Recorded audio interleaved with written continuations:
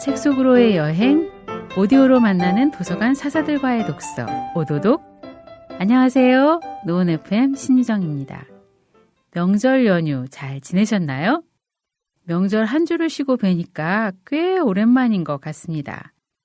부모님이 멀리 계시는 분들은 랜선으로 세배하시는 댁도 있고 형제 자매들이 번갈아 찾아뵙는 댁도 있었죠. 코로나가 참 많은 걸 바꿔놨는데요. 저는 부모님이 가까이 계셔서 음식을 만들어서 다녀왔어요. 오히려 부모님과 더 많은 이야기를 할 수 있어서 오붓하게 좋았던 명절이었습니다. 여러분은 어떠셨나요? 부모님과 이런저런 이야기하면서 든 생각이요. 가족들과 이야기하는 시간을 많이 가져야겠다였습니다. 명절의 피로를 떨쳐버리고 함께 독서 시작해 보겠습니다.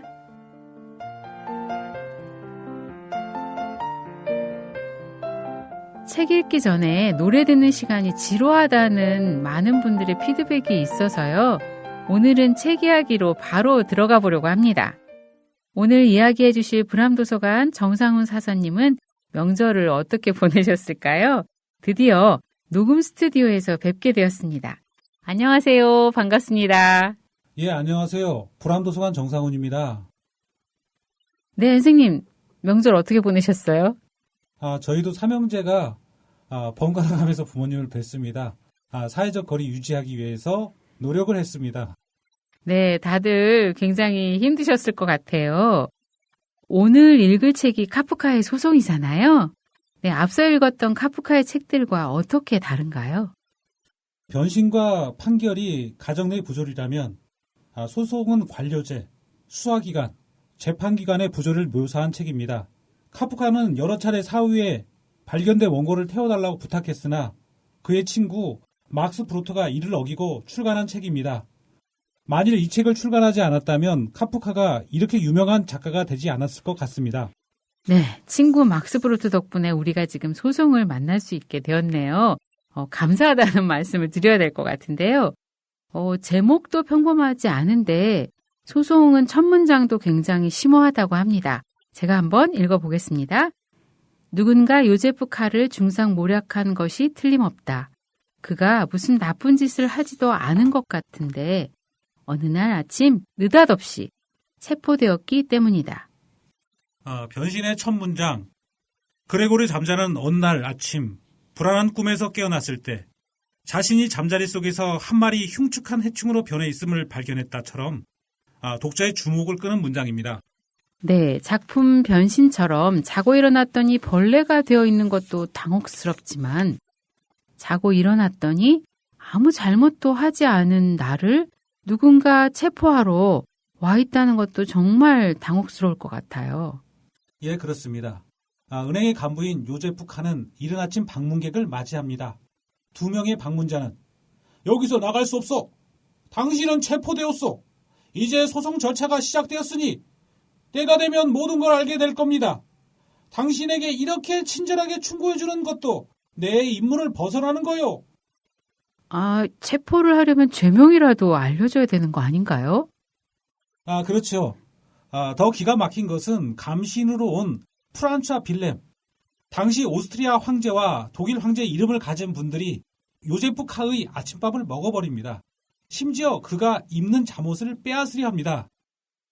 네가 감신들의 차지가 되는 건 관례가 되었으며 늘 그래 왔습니다. 제 말을 믿어주세요. 체포라는 큰 불행을 당하는 사람들한테 그런 물건 따위가 무슨 소용이 있겠느냐는 말은 사실 이해할 만하지 않습니까? 어떤 의미일까요? 남이 입던 내의에 욕심을 내고 부조리의 단면을 보여주는 건가요? 예, 과거의 관례입니다. 예수가 마지막으로 입었던 속옷은 그를 십자가에 매단 로마 병정들이 가져갔습니다. 합법은 아니지만 묵인되기도 했습니다. 현재에도 합법적으로 가져갈 수 있는 법 조항이 있습니다. 국가보안법 제22조에는 국가보안법 위반자를 체포한 혹은 신고한 사람들에게 그에게 몰수한 금품의 절반까지 보로금으로 받을 수 있다는 조항이 있습니다. 아이고, 그런 조항이 있었던가요? 그럼 이제 카가 구치소 생활을 시작하는 건가요? 아닙니다. 감신들의 상관인 감독관은 내 말을 오해했군요. 당신이 체포된 건 분명합니다. 하지만 그렇다고 해서 직장에 나가 일하는 것까지 막지는 않습니다. 당신의 일상생활도 방해하지 않을 것입니다. 칸은 30살 생일날 체포되어 1년간 불구속 상태에서 재판을 받습니다. 네, 체포되었지만 불구속 재판. 그럼 아직 형이 확정되지 않았고 잘못을 하지 않았을 수도 있는데 감시인이 있고 지금 상식으로는 좀 이해가 어렵습니다. 예, 그렇습니다. 카의 재판은 일요일에 열렸습니다. 예심 판사는 나는 더 이상 당신을 신문할 의무가 없지만 오늘은 예외적으로 심리를 하겠습니다. 하지만 이렇게 지각한 일이 또다시 있어서는 안 됩니다. 앞으로 나오세요. 도장공인가요? 요제프 칸은 아닙니다. 어느 큰 은행의 자금 담당 부장입니다. 판사님의 그 질문은 저에게 대진행되고 있는 이 소송 절차의 전체적인 성격을 특징적으로 보여주는 것입니다. 지금 이 순간 소송 절차로 인정합니다. 말하자면 동정심에서 그렇게 하겠다는 것입니다. 저는 이 절차가 조잡하다고 말씀드린 것이 아닙니다. 하지만 이런 표현을 쓰는 것은 판사님께서 개인적으로 숙고해 보시기를 바라는 마음에서입니다. 네, 자세히는 모르겠지만 카의 말이 왠지 판사의 기분을 나쁘게 했을 것 같아요. 예. 칸은 판사뿐 아니라 자신의 숙부와 자신의 변호사 훌투 역시도 화나게 합니다. 숙부는 카가 소송 중이라는 소문을 듣고 변호사 훌투를 소개합니다. 훌투를 만나러 간 날 법원 사무처장과 숙부가 있는 자리에서 빠져나와 변호사의 애인으로 추정되는 하녀 레니와 정사를 벌입니다. 카라는 주인공 정말 이해하기 힘든 사람입니다. 소송을 맡아줄 변호사와 상담을 해야 될 순간에 이런 사람을 남봉꾼이라고 하던가요? 예, 이뿐이 아닙니다. 칸은 감시인이 오던 날 저녁 같은 하숙집에 비루스트너를 찾아가 치근덕댑니다. 재판이 없는 일요일 법정에 가서 법원 직원의 아내를 두고 법학생과 신경전을 벌이기도 합니다. 칼을 남봉꾼이라고도 할 수 있지만 보기에 따라 도망자라 생각됩니다. 위기를 정면으로 응시할 수 없어서 여성을 도피처로 삼는 도망자라 생각됩니다. 불행히도 변호사 훌트는 무능하고 게으른 자입니다.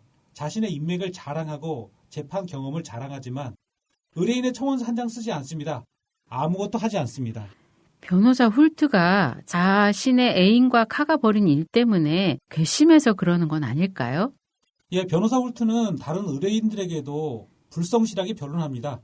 그러면서 재판관과 결탁하여 소송을 수년간 지연시켜 처벌을 늦춰줍니다. 그러는 동안 의뢰인은 변호사의 노예가 됩니다. 소송 중이니까 게으름이 처벌을 지연시킨다. 결국 그 말은 소송을 당한 사람은 마지막에 죄가 없음이 밝혀지고 무죄로 끝나는 재판이 없다는 뜻인 것 같은데요. 카의 소송 결과가 궁금해집니다. 작품을 읽어볼까요? 카는 사실이냐고 묻듯이 상인 블로크를 쳐다봤다. 상인 블로크는 머리를 끄덕이고 조금 전에 카와 이야기했던 것처럼 솔직하게 말했다. 수심 때문에 당황한 모양이었다. 그래요. 누구나 나중에는 변호사에게 완전히 의존하게 되죠.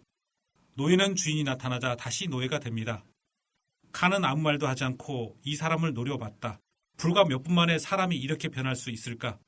소송 때문에 이리 몰리고 저리 몰리다 보니 누가 친구이고 누가 적인지도 분간하지 못하게 된 것일까?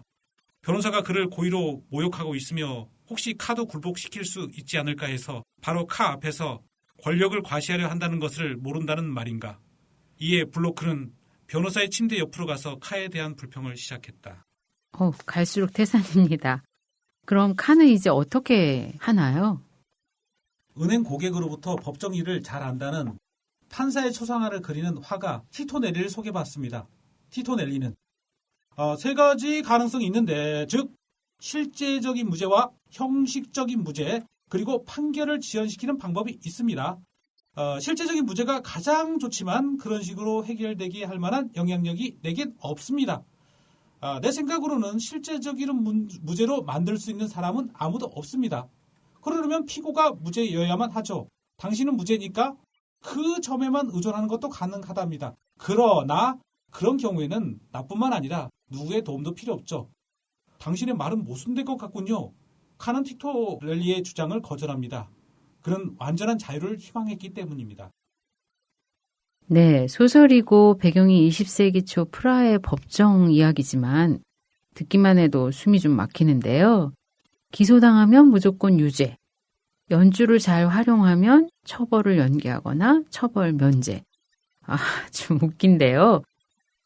우리가 대한민국에 살고 있어서 다행이라 생각하면서도 두려운 마음이 드는 건 무엇 때문일까요? 예. 전관 예우와 연고 예우가 넘치는 세상에 살고 있기 때문이 아닐까 생각됩니다. 훌투 같은 변호사가 많이 있기 때문이 아닐까 생각이 듭니다. 네, 카의 소송 결과도 묻지 않아도 알 수 있을 것 같습니다. 화가 티토넬리 말고도 모두가 심지어 대성당에서 만난 교도소 신부마저도 무죄가 불가능하다고 말합니다. 그러나 좋지 않은 결말로 끝내게 되지 않을까 걱정입니다. 저들은 당신이 죄가 있다고 여기고 있어요. 당신의 소송은 아마 하급 법원을 벗어나지 못할 것입니다. 당신의 죄가 입증된 것으로 여겨지고 있어요. 그리고 법 앞의 문지기 이야기를 들려줍니다. 시골 농부가 수년간 법 안으로 들어가려고 온갖 노력을 다하지만 결국 문지기에게 가로막혀 들어가지 못한다는 이야기를 들려줍니다. 네, 그럼 칸은 어떻게 되나요? 체포된 날로부터 1년 후 생일 전날 사형당합니다. 줄거리만 보면 단순한 이야기입니다. 요제프 카가 생일날 죄명도 모르고 체포되고 재판받는 1년간 여러 가지 노력을 하지만 364일 후 사형당한다는 이야기입니다. 신 선생님은 어떠한 이야기로 생각되시나요? 네, 억울하고 어처구니 없고 무법천지인 이야기죠. 그런데 우리가 살고 있는 지금에도 억울한 일들이 아직은 꽤 있잖아요. 조금씩 좋아지고 있고 옛날보다 많이 좋아졌지만 여전히 그런 것 같습니다. 이 소설은 미완성이면서 완성된 것 같은 소설입니다. 작가가 다 쓰지 못하고 죽었는데 하고 싶은 이야기를 다 한 것 같습니다. 네, 미완성인데 완성된 것 같다는 이야기. 완결된 느낌을 주는 이유가 카프카가 소송을 집필하면서 마지막 장을 미리 써놓았었다고 하더라고요. 정말 하고 싶었던 이야기는 무엇일까요? 실존은 본질에 앞선다. 원죄를 지고 인간은 태어났다. 그럼에도 인간을 구원해줄 신은 없다. 끊임없이 불안하고 부조리한 세상에 내던져진 자신은 자신만이 구할 수 있다. 선생님은 작가가 하고 싶었던 이야기가 무엇이라고 생각하시나요? 글쎄요. 작가의 심오한 의중을 제가 어떻게 알겠어요. 첫 장 체포와 마지막 장 종말을 미리 써놓았다는 걸로 봐서 세상에 어이없고 억울한 일은 누구든지 당할 수 있고 갖은 노력을 다해서 발버둥 쳐봐도 썩어버린 부조리한 사회의 틀을 벗어날 수 없다는 얘기를 하고 싶었던 것도 같고요. 불의와 타협하지 않으면 결국 매장당한다는 그런 메시지도 있는 것 같아요. 읽으면서 굉장히 화가 났고요. 제 생각이 너무 비약적인가요? 보는 눈에 따라서 여러 각도로 생각되는 소설이라 생각합니다. 첫 번째로 인간의 숙명을 다뤘다고 볼 수 있습니다. 잘못을 저지른 적이 없는데 유죄로 태어난 인간의 숙명, 소송과 동시에 유죄인 것처럼. 두 번째로는 신 선생님처럼 불공정한 사법제도를 다룬 소설 같기도 합니다. 등장하는 판사, 법원 사무처장, 변호사, 감시인, 감독관 모두가 악당인 걸 보면 알 수 있죠. 세 번째는 1차 세계대전을 일으킨 두 황제를 야유한 소설 같습니다. 작품 처음에 등장한 감시인 프란츠와 빌렘, 이들은 카의 아침밥을 가로채고 뇌물을 요구하고 그의 잠옷을 빼앗을 궁리를 합니다. 전쟁이 나면 백성은 음식을 빼앗기고 옷을 빼앗기고 나중에는 목숨마저 잃기 때문입니다. 네 번째로는 진정한 자유에 관한 이야기 같습니다. 화가 티토 네리를 비롯해서 주변 사람들은 실질적인 무죄가 불가능하니 형식적인 무죄 등으로 처벌만을 면하자고 충고하지만 그는 거절합니다. 만약 동의했다면 최소한 사용되지는 않았을 것 같습니다. 여러 생각을 불러일으키는 소설입니다. 그래서 독서 토론하기 딱 좋은 소설 같습니다. 네, 그렇습니다. 읽는 사람마다 감상이 다르고 생각이 다르겠죠? 오늘도 수고 많으셨습니다. 사서님 고맙습니다. 예, 감사합니다.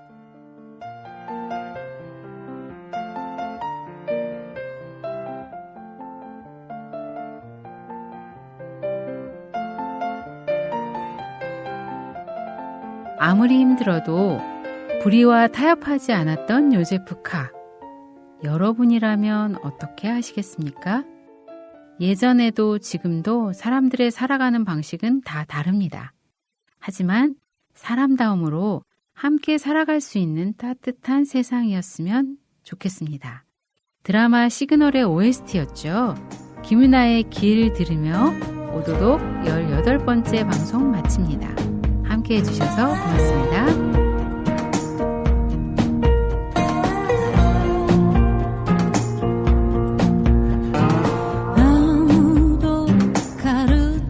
주지 않아 이 길이 옳은지 다른 길로 가야 할지 난 저 길 저 끝에 다다르면 멈추겠지 끝이라면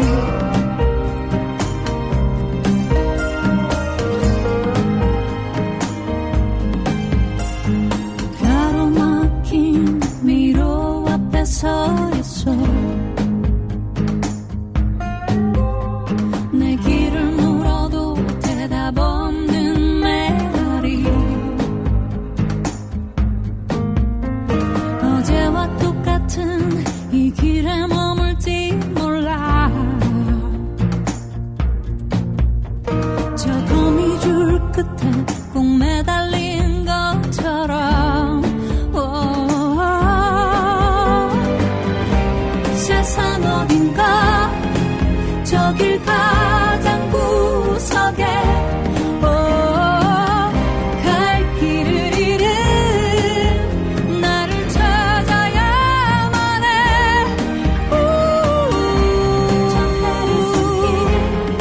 어둠이 오기 전에 긴 벽에 갇힌 나의 길을 찾아야만 하겠지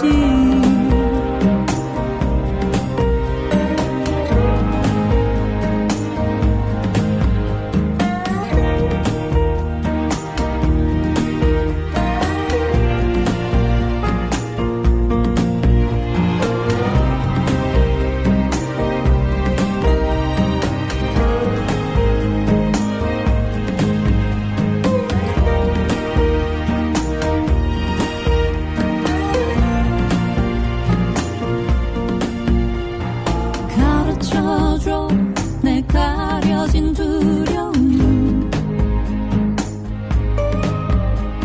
이 길이 끝나면 다른 길이 있는지 두 발에 뒤엉킨 이 매듭 끝을 풀기에 내 무뎌진 손이 더 아프게 줘